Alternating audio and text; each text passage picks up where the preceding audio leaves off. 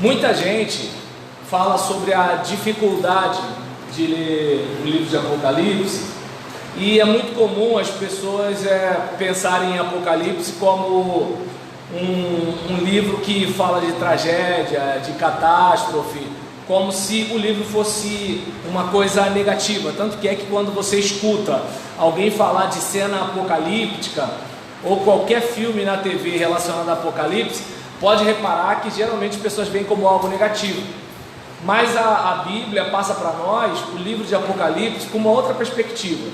É o Apocalipse de Jesus, é a revelação de Jesus para nós das coisas que estão para acontecer. Ou seja, é para a igreja ficar feliz e não ficar com medo na hora de lidar com o livro de Apocalipse. De acordo com os primeiros 3 versículos, nós encontramos o seguinte no primeiro capítulo: revelação de Jesus Cristo, a qual Deus lhe deu para mostrar aos seus servos as coisas que brevemente devem acontecer. Então a gente percebe aqui que o livro trata de revelação. Revelação de quem mesmo, hein? Exatamente, de Jesus Cristo. Quem deu essa revelação, de acordo com o texto aqui? Bem, revelação de Jesus Cristo, a qual, quem deu mesmo essa revelação? Deus, certo? Para mostrar aos seus servos as coisas que brevemente devem acontecer. Então essa revelação de Jesus, que Deus entregou para mostrar para quem? Para quem? Bem, de acordo com o versículo 1, era para mostrar para quem? Opa, isso aí, exatamente. Então a gente percebe que não é uma revelação que todo mundo vai entender, é algo para os seus servos. E não é uma revelação de João. João é um profeta, João é um visionário, João é um porta-voz, mas a revelação não é de João, ela é de Jesus. E Deus quem deu. Mas peraí, é de Jesus ou Deus quem deu? Não vamos esquecer que a Bíblia diz que Jesus é o mediador.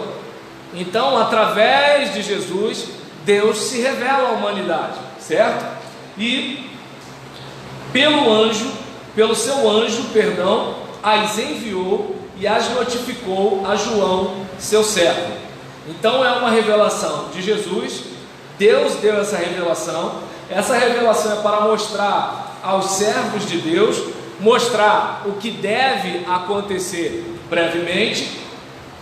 E isso aconteceu pelo anjo do Senhor, pelo seu anjo, que essa mensagem foi enviada. E essas coisas foram notificadas para João, servo do Senhor também. Versículo 2: João, seu servo, o qual aí está ligado a João lá no versículo 1. João testificou da palavra de Deus e do testemunho de Jesus Cristo e de tudo que tem visto. Então esse João é uma testemunha. Esse João é alguém que não é um palestrante do assunto, mas é uma testemunha daquilo que Jesus fez. Então ele testificou da palavra de Deus, ele testificou do testemunho de Jesus.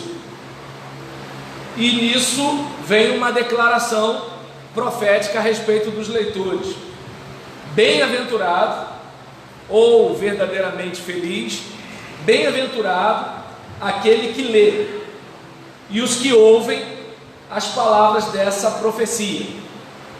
É bom a gente lembrar que nesse período não existia Bíblia igual a gente tem, Bíblia online, Bíblia versão Almeida corrigida, Almeida atualizada, nova versão, linguagem de hoje. Não tínhamos isso. O que tínhamos eram correspondências que uma pessoa lia para toda a congregação. Por isso o texto está deixando muito claro: bem-aventurado aquele que lê e os que ouvem as palavras desta profecia. Por quê? Um líder de uma comunidade poderia se recusar a ler. Talvez você diga: não, mas é impossível, era João. Quer dizer nada. a coisa mais fácil do mundo é ter um movimento de resistência numa igreja. A coisa mais fácil do mundo é a gente ser a favor de uma coisa ou contra outra e assim por diante. A gente não pode romantizar os cristãos do primeiro século. Quer ver uma coisa? Pensa o seguinte: como é que é a segunda igreja batista em Vila Paulina? Como é que é você? Como é que é o seu pastor? Pronto, você acha que aquele pessoal lá era o quê? Eu costumo brincar, né, falando sobre isso. Estou até preparando uma mensagem para pregar, não aqui, porque senão vocês não iam vir para me ouvir, né? Porque a mensagem é: igreja não é céu, pastor não é perfeito e crente não é anjo. Imagina como é que vai ser esse negócio. Então, a gente às vezes tem uma ideia muito romântica de igreja. A gente acha que tudo era perfeito lá. É bom a gente lembrar: olha como é que Ananias e Safira morreu. Então a gente percebe que desde lá de trás o crente é gente. Então, se o crente é gente, vai vendo, certo? Então aqui está dizendo: bem-aventurado aquele que lê. Porque alguém poderia falar assim: eu não vou ler esse negócio. Alguém poderia fazer isso. E bem-aventurado que ouve. Por quê? Porque às vezes a gente pode estar lendo e alguém não ouvir. É simples isso. Eu não estou lembrando aqui agora, mas quando eu era mais novo, eu tinha escutado uma ilustração em que as pessoas, elas iam para beber água na hora do sermão, só que elas não iam para beber água, elas iam para enrolar. Ou seja, é muito comum que a pessoa, ela se feche para a ministração da palavra.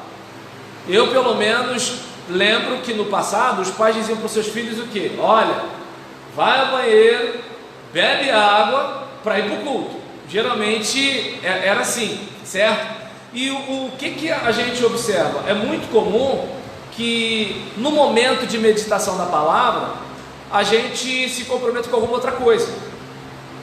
Não estou dizendo aqui, pelo amor de Deus, que a pessoa que está apertada, ela vai se urinar nas calças, porque se ela for ao banheiro é porque ela não quer ouvir a Bíblia. Não é isso que eu estou dizendo. O que eu estou dizendo é que a gente pode muito bem estar no lugar e não estar com o coração aberto. Já viu quando, por exemplo, uma pessoa está conversando com você, mas você está com a mente em outro lugar? Eu, por exemplo, não dá para fingir com a Gisélia, porque ela me pergunta assim: o que eu acabei de falar? Então eu tenho que prestar atenção, porque senão eu tenho que passar a vergonha de deixar claro que eu não estava nem aí para o que ela estava dizendo, certo? Então, muitas vezes a pessoa, ela pode estar ouvindo porque ela tem ouvido, mas ela não está escutando, certo? Então, aqui o texto está dizendo: bem-aventurado aquele que lê, e bem-aventurados aqueles que ouvem, porque tudo indica que devia existir aqueles que não ouviam, certo? E aqui está dizendo que ouvem as palavras desta profecia e guardam as coisas que nelas estão escritas. Por quê? Porque a pessoa pode ouvir e pode não guardar. O que é guardar? Guardar é levar a sério. Guardar é você ruminar aquilo ali. Guardar é você abrigar aquilo no seu coração como uma informação importante, de modo que no seu dia a dia você vá lá na sua mente e pesque essa informação que você depositou quando você ouviu.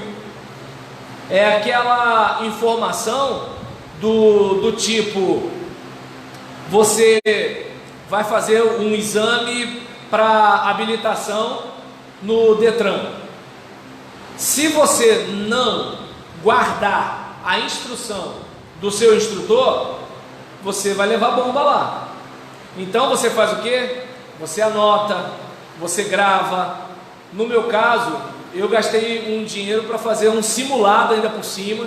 Então, uma semana antes, porque a gente fica um tempo, né, depois que você termina de fazer o curso, e você fica um tempo aguardando o agendamento de quando vai acontecer o negócio. E aí vai variar muito da vaga que tem. Então, uma semana antes da gente fazer o exame, eu fiz um simulado, para ficar com a memória bem fresca em relação à situação. Ou seja, guardar uma informação que você entende que ela é importante para você, que ela é relevante para você. Por que João está gastando energia com isso? Porque, como eu falei, existiriam aqueles que não leriam para a congregação, quem sabe sou eu, existiriam aqueles que não ouviriam, não tem nada que ele vai falar que seja tão relevante assim para eu prestar atenção, para eu dar atenção, e existiriam aqueles que até ouviriam, mas não guardariam. Isso aí não vai ter utilidade nenhuma para a minha vida real do dia a dia. Então você percebe que há uma preocupação para que as pessoas leiam, ouçam e guardem. E aqui diz o texto que vai bem, que vai ser feliz, que vai ser bem-aventurado, que vai prosperar nos seus caminhos. Prosperar aqui, tá, gente? Não é dinheiro, não. Que vai, como é que eu posso dizer? A palavra prosperar no caminho que eu estou querendo dizer aqui é na ideia de ser bem-sucedido na sua profissão de fé. Se ler, ouvir e guardar. Só ler mecanicamente, só ouvir porque tem ouvido, mas guardar. Logo, deveria acontecer de cristãos não serem bem-aventurados, porque tudo indica que se há um apelo para isso, é porque há pessoas que não leem, não ouvem e não guardam.